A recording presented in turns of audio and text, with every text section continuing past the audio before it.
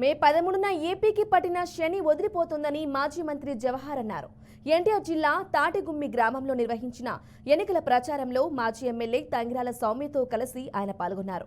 175 నియోజకవర్గాల్లోని బడుగు బలహీన వర్గాలు కూటమి గెలుపు కోసం కృషి చేస్తున్నాయని చెప్పారు.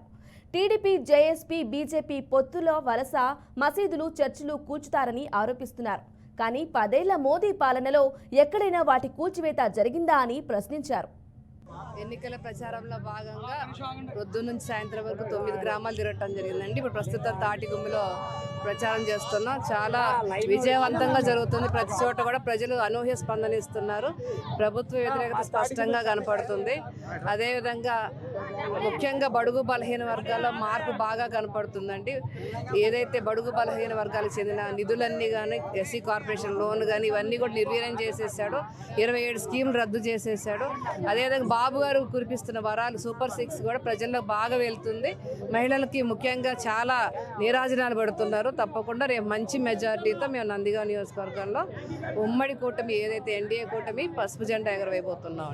రాష్ట్ర వ్యాప్తంగా కూడా బాబు గారి కూటమి అంటే ఎన్డీఏ కూటమి రేపు రాష్ట్రంలో అధికారంలోకి రాబోతుంది.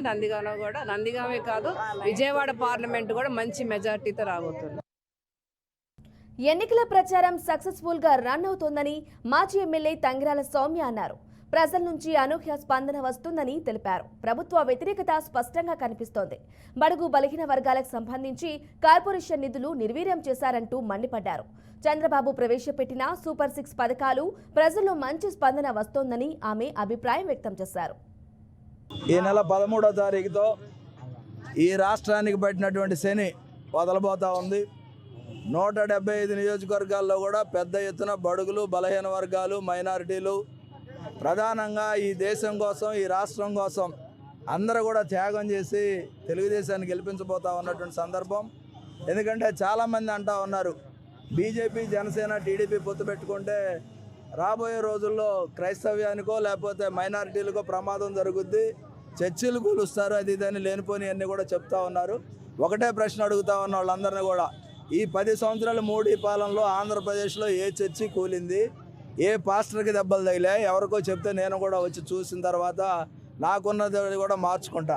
జనసేన మీద, తెలుగుదేశం మీద, బీజేపీ మీద జగన్మోహన్ రెడ్డి ప్రత్యేకంగా ఆయన అబద్ధ ప్రచారం చేసి అధికారంలో రావాలని కోరుకుంటా ఉన్నాడు. ఈ సందర్భం ఒకటే చెప్తా ఉన్నాం, ప్రజల ఆస్తులకు రక్షణ లేకుండా